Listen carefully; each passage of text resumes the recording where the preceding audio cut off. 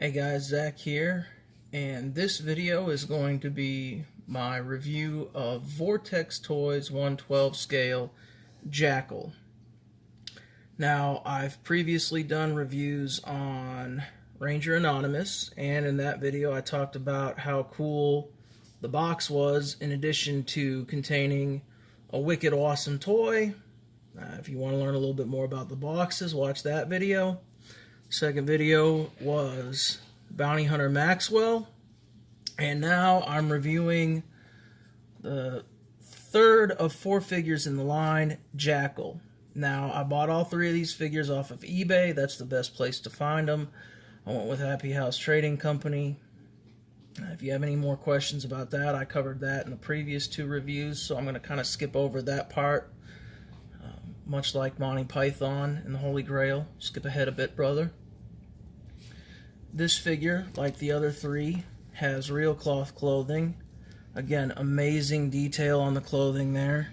He looks to have an Under Armour shirt. He's got basically a standard hunter's outfit, woodland camo. Not a military camo pattern, a civilian camo pattern, which I think is very appropriate for the post-apocalyptic future that they set up with the descriptions of these guys on their website. Of course, his hood comes down. As I've said in the previous videos, they use the same exact bodies as the Ashley Wood 3A figures do, so you're going to get a full range of incredible articulation out of these figures. As you can see here, all the joints, double jointed knees, etc. The heads even go on the same way, and the clothing really in no way hinders articulation. I would say his clothing out of the 3 is probably the stiffest, and a little bit of articulation is sacrificed, but he's also the sniper. So he's not going to be doing as dynamic of poses as some of the other figures. He's not really going to be running, charging in, kicking doors. He's going to be at standoff distance. But he comes with the now mandatory 3 sets of hands, open, closed fists, and his gun holding hands. And for accessories, we have a wonderful array here. We have what looks to be a MP5 submachine gun, a little combat knife similar to the Marine Corps K-bar. He's got a great little cloak here with a Jackel emblem on it. I think that's really cool. He's got a gas mask that comes on and off, and a sniper rifle. It looks to be modeled off the Dragunov, but I gotta say, being a gun guy, it looks a little bit more like a sporterized version of the Wasser, I think it's the RPK model that's chambered in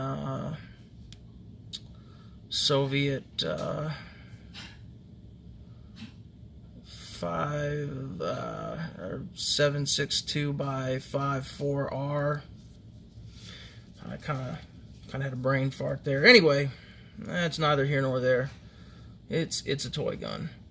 Who really cares? It's a Soviet-style sniper rifle. That's really all I should have said. Anyway, the gas mask pretty much just pops on there, and I think it would be a little bit nicer if it had some sort of rubber strap to hold it in place. I'm not sure if it was supposed to, or elastic strap. I'm not sure if it was supposed to, and mine just didn't get it because of quality control issues. I don't know. I haven't really noticed any quality control issues with the figures. I did have a minor issue with the head in Ranger Anonymous, but that was an easy fix, and I took care of that. When the hood's up, it stays in place really well. And I haven't decided yet if I want to add my own elastic strap or not. I mean, like I said, it stays in place pretty well without the elastic strap, especially with the hood up, which you would have up if you had the mask on anyway, more likely than not. It's just a wicked looking mask. I mean, if you notice the detail there that they put into that mask, it looks like a skull. I mean, all of these figures look pretty wicked. In fact, I'm going to revisit one of the earlier ones. On this figure, you can see right here the teeth on his mask. On Maxwell the Bounty Hunter. Ranger Anonymous. I didn't put the cloak on during the review, but he's got a wonderful, intricately woven deer skull tree deal on his robe, on his ranger robe. These figures are just amazing. The quality, the attention to detail.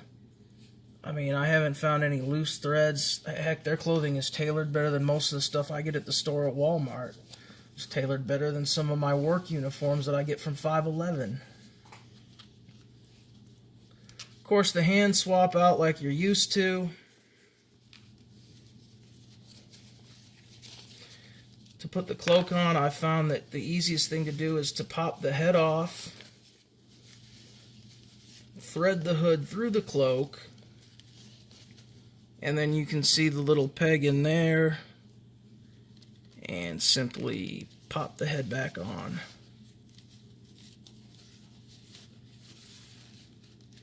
And now he's got his little poncho sniper cloak on.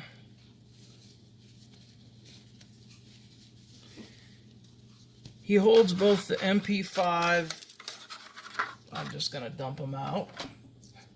He holds both the MP5 and the sniper rifle pretty well. Obviously, he holds the sniper rifle best out of the three guns because that's going to be his primary weapon. Come on. Usually they pose pretty well, but since I'm doing the video, they're going to be difficult.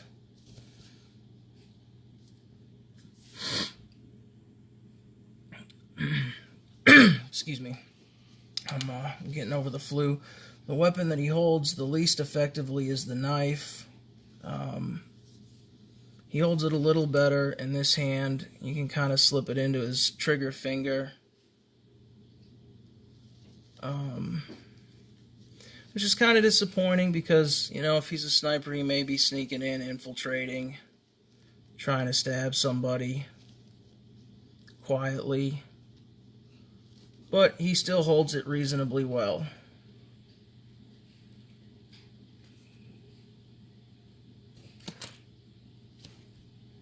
See? Infiltration. Swift, silent, and deadly. Anyway, like I said, the quality is amazing. The clothing is very well done. The joints are stiff, but not too stiff. You can get a good range of poses out of these figures. The attention to detail is just incredible. I think this is the best toy line that I've come across in a long, long time, and they are definitely underrated.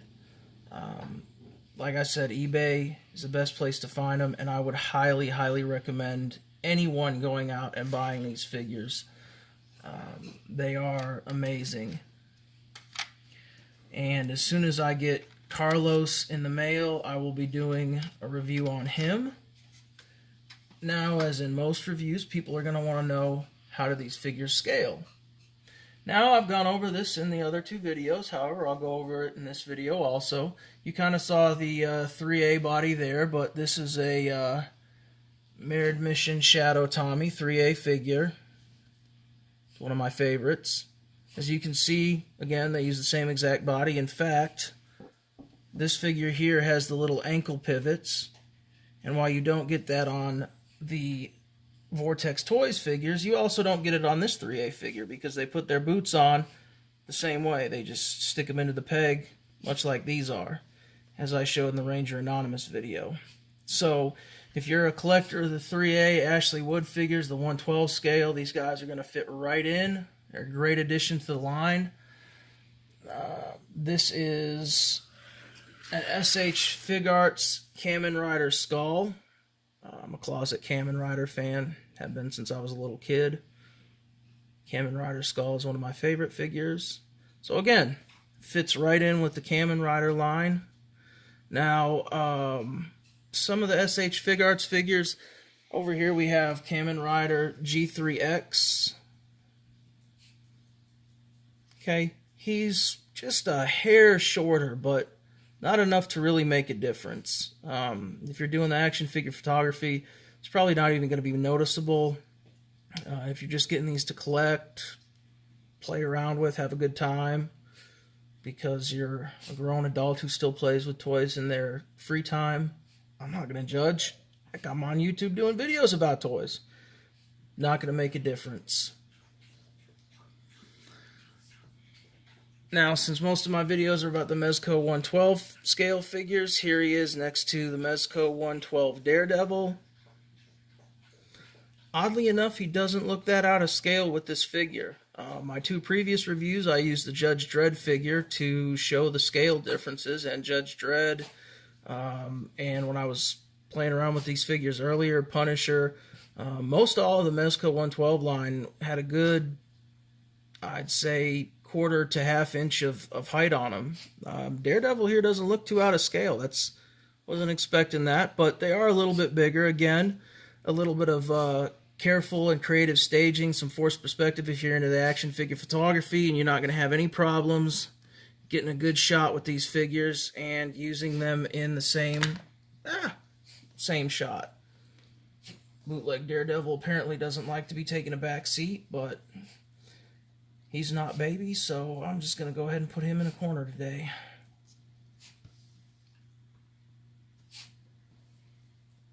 Here he is next to a Marvel Legends Blade. Again, the Marvel Legends has a little bit of a height difference. You're going to be a little bit taller, but not so much taller that you can't use them together. And finally, here he is next to a 1000 Toy Synthetic Human, which is looking for these is actually what got me into this line, got me notice this line. I love creepy robot action figures. And finding out that these were part of, and I'm probably going to mispronounce his name, so forgive me, Tutsumi Neihei's manga series, Biomega, Blame, and in fact most of them he references TOA Heavy Industries in some form or fashion, led me to discover the Vortex Toys line. And because of that, I discovered the 112 1000 Toys Keeley action figure. And I'm doing a size comparison here because you better believe I'm going to throw these figures together, because all three of these, including the fourth one, Carlos, that I don't have here, would work perfectly in his dystopian futures. If you go on Vortex Toys' website, they give a description and a background on each of the toys, on each of the action figures. For some reason, I want to say it's on the box here, but yeah. They give you the profile on the back of the box. And if you read the description of the figure, that just fits in perfectly with that dystopian future. So, yeah, you definitely gonna have these at some point when I start getting back into the action figure photography, the articulated comic book art. When I have time to do that again, they fit perfectly in that world. And anyway, so on that note, that's my video review of Vortex Toys 112 scale Jackel action figure. I appreciate you guys watching. If there's anything I left out or anything you have any questions about, put it in the comments below. I'll get back to you. And as I said in my first video, this is a little bit of a deviation for me. I normally focus on the Mezco 112 line, either the bootlegs or the customs that I'm doing with them. But moving forward, I'm going to be doing some more customs with some different action figure lines, because there's, as you can see, a lot of figure lines that I enjoy. And if there's any reviews of other figure lines you'd like to see, whether it's any of the other figures that I've used as size comparisons in this video, or just a particular action figure, be it bootleg or authentic, let me know in the comments section, or hit me up on Facebook. My page is 10 Star Toys. As always, like, share, and subscribe. Thank you so much for watching. And until the next video, guys, be safe, treat other people the way you would want to be treated, and remember to stay hydrated.